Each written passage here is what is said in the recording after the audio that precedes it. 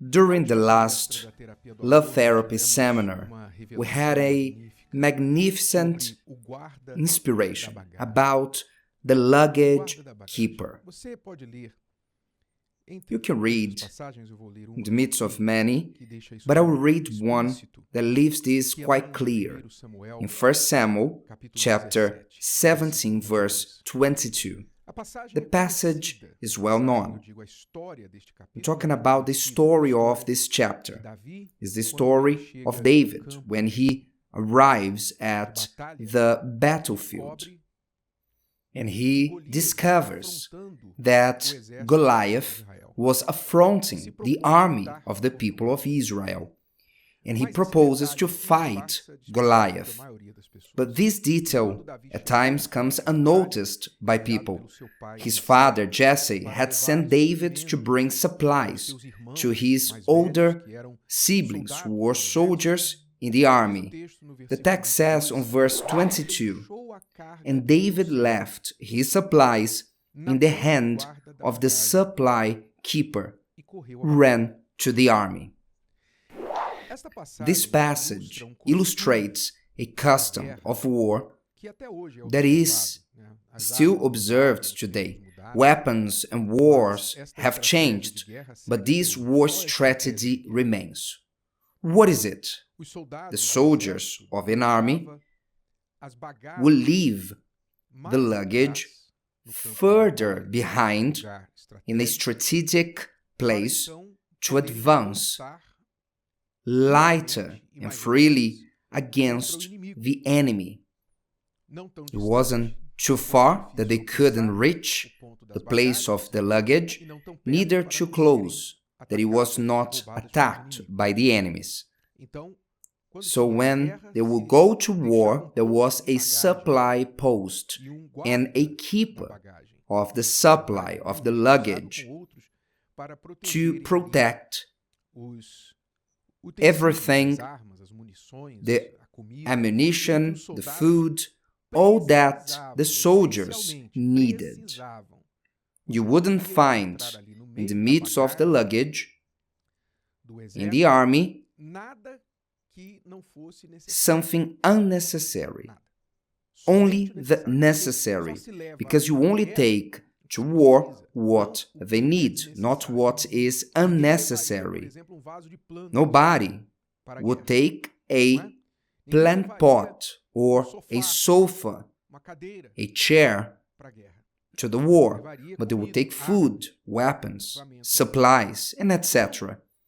So this point of the luggage in the battlefield and the fact that there was a luggage keeper has a magnificent meaning to us today.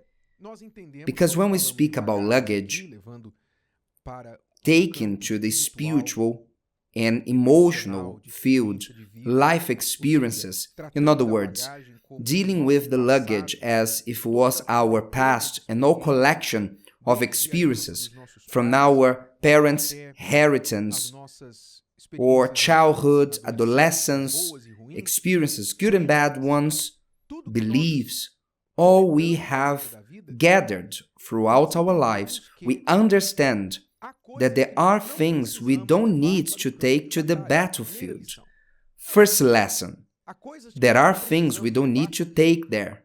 Because if you believe that life is a war, that we are in a war between good and evil, that we are in a battlefield between the good and the evil, the battlefield being the world,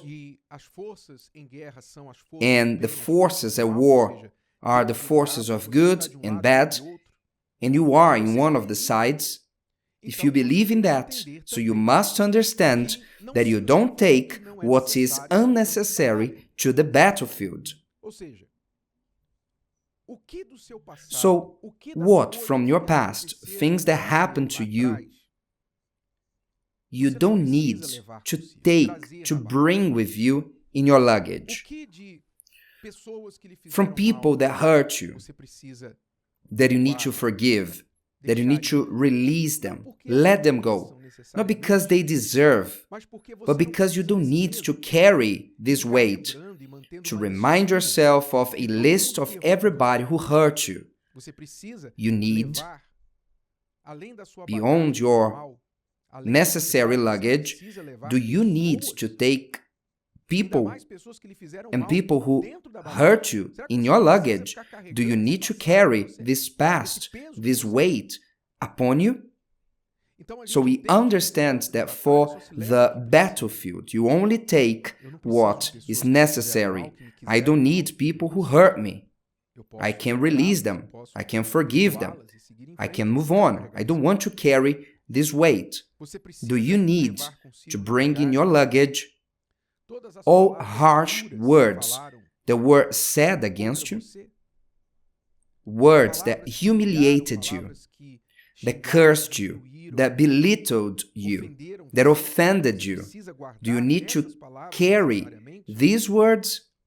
Words they spoke about your appearance, people who humiliated you because of your appearance or your family, or maybe even people from your family that told you, I don't know why you were born, I don't know why you have come to this world, for me you are dead, and things along these lines. Do you need to carry these words? Do you need to carry words from someone who said, you will never be happy with someone, you will always be a nobody? Do you need to keep these words in your luggage? What will be the use of it in the battlefield?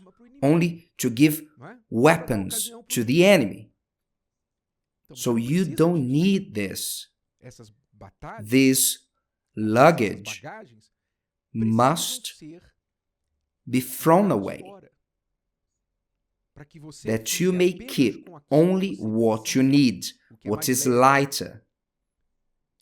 So people, words, frustrations, dreams you had and never came true, and then you start diving into frustration, you enter the frustration carousel.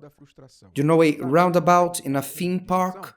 A carousel, you mount the horse, and the horse goes up and down, and the carousel goes around. There are many mounting the carousel of frustration. Oh, if I haven't had given up on that person. Oh, if I had married her. Oh, if I had concluded the course in university. If I haven't betrayed my husband. And the carousel goes up and down, until you are dizzy and you get tired.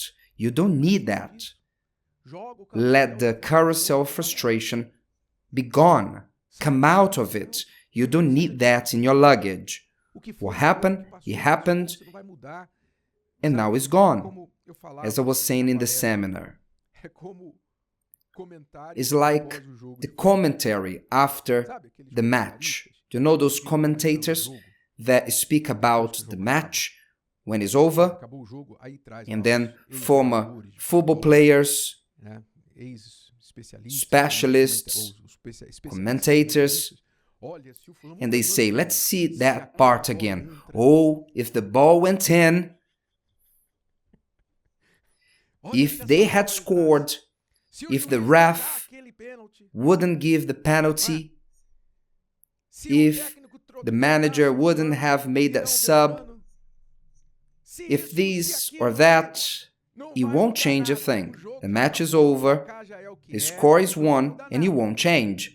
But there's always someone watching. What if this and that, and they are commentating? Look what happened. Nothing will change, but some they like the commentary post-match. I'm not criticizing. I'm just making an observation about a fact. There's no problem of you liking that. Because what difference would that match make in your life? But I'm just pointing out a real example how things don't change, but the human being likes to say, what if that had happened, and this and that, and only imagining. Imagine you doing that for your whole life. Do you need that in your luggage? Throw it away. Get out of it. Switch it off. Switch off that post-match program. The score is 1 and it's over. There'll be another match. Focus on what you can change and not what has gone. So learn this. The verse says, "And David left his supplies in the hand of the supply keeper, ran to the army." In other words, after he left his luggage, he could run. And many are not running because they are heavy. The luggage is heavy. How can you do that? David could only run after leaving the luggage with the luggage keeper. And who is the luggage keeper today? Guess. It's the Holy Spirit. When you go to an airport, you leave your luggage in the check-in, they give you a card, you leave the 1, 2, 3 luggage, and you only get on the other side of the journey. Likewise is the Holy Spirit. When you surrender, when you give your luggage or past to the Holy Spirit, the luggage keeper, you give that to God, and you trust that He will keep what is good. And you say, this is luggage access. If you trust the Holy Spirit, He will take care of you.